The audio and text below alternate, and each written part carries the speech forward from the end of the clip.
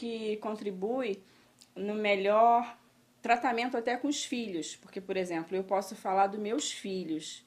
Eu tenho filhos e eu vejo hoje que eu fiquei grávida e eu fiz terapia haitiana, e eu vejo a questão do Lucas, o quanto eu acho que eu sou uma melhor mãe hoje.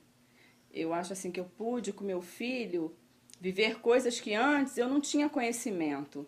Por exemplo, a questão da amamentação, do cuidado, de você poder estar com seu filho, estar realmente com ele, poder estar olhando, amamentando, ter mais tranquilidade também na questão da gravidez, porque eu pude fazer terapia e antes eu não tinha isso. Amamentação. O contato com o seio e o olhar da mãe é de importância fundamental para o bebê. Um bom contato afetivo neste período irá favorecer bons contatos afetivos futuros. A gente quer explicar que realmente para fazer um trabalho de qualidade com as crianças, né, assim, a gente não chega ao que o Reich pensou no Crianças do Futuro, porque o Reich tem um projeto, né, teve um projeto chamado Crianças do Futuro, que era assim muito mais exigente. A gente tentou fazer uma intervenção, né, não aos moldes de Criança do Futuro, mas inspirado em Crianças do Futuro. A criança do futuro é doce, plena de amor, capaz de dar-se plenamente e com prazer. Seus movimentos são harmoniosos, sua voz é melodiosa, seus olhos resplandecem uma luz tenra, olhando o mundo com um olhar calmo e profundo, irradiando sua energia vital e transmitindo força aos outros. É suave no contato com as mãos e irradia amor. William Reich. Claro que com uma situação dentro da nossa realidade, aplicada à realidade brasileira e aplicada à população mais pobre, né? E com todas as dificuldades que a gente sabe que essa população tem, de miséria econômica e de miséria emocional, né? Porque a gente vai estar trabalhando com pessoas despossuídas, com dificuldades econômicas, dificuldades de sobrevivência, né? E também com um alto índice de miséria emocional. Então o nosso desafio era muito maior do que você fazer uma intervenção já quando as condições econômicas estão garantidas. Esse eu acho que é o diferencial do nosso trabalho. Tem criança que a gente sente que chega aqui na nossa creche, eles não têm o que comer em casa. Geralmente, às segunda-feira é que a gente vê bem isso. Então, são famílias mesmo carentes, mesmo, que precisam mesmo da nossa creche. Então, a gente faz um trabalho assim muito legal, um trabalho com psicopedagógica. Nós temos a Hora da Novidade para as crianças, nós fazemos a Assembleia das Crianças, uma vez por semana a Assembleia, e todo dia a Hora da Novidade, para que as crianças se sintam à vontade, para que quando eles chegam aqui na nossa creche, eles se sintam como se fosse a casa deles. Assembleia das Crianças. Este método teve origem no trabalho desenvolvido por A.S. Neal, em sua escola Summerhill, na Inglaterra. Tudo quanto se relacione com a sociedade, o grupo, a vida, inclusive as punições sociais, é resolvido por votação nas Assembleias Gerais da escola semanalmente. Quando a gente pensa um pouco nessa questão da miséria emocional, que é alguma coisa pouco aprofundada e pouco difundida, as pessoas não falam sobre miséria emocional, né? É mais fácil a gente entender a miséria econômica, né? E aqui no Brasil tem muito uma situação de você somente investir e dar dinheiro para alimentação e para obra, né? Então, para material, para construção civil. É muito difícil que se patrocinem, né, trabalhos de investimento no ser humano, ou seja, pagar recursos humanos e pagar formação.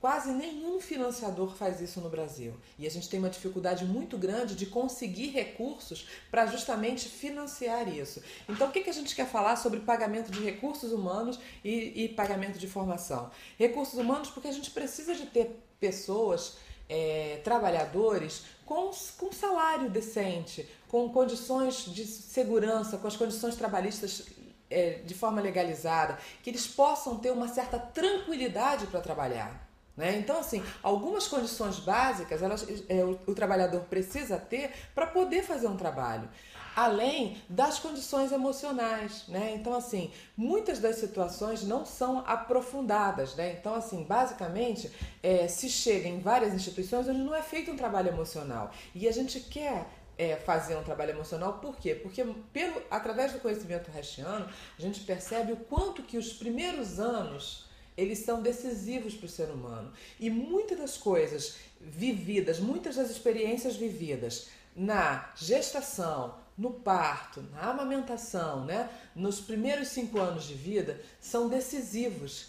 E essas crianças, né, elas possuem assim traumas fortíssimos. Primeiramente, muitos não foram desejados, não foram planejados, né? Então, a maioria não foi aceita para vir ao mundo. Então, você já entra no mundo com essa dificuldade de não ter sido desejado. Depois, muitas situações de gestação, de violência na gestação, de intranquilidade, de problemas graves na gestação, né? Problemas emocionais, problemas com o companheiro, ou às vezes muitas dessas mulheres passaram a gestação sozinha, tendo que arcar, se subsidiar financeiramente. Então, assim, muitos problemas graves na gestação.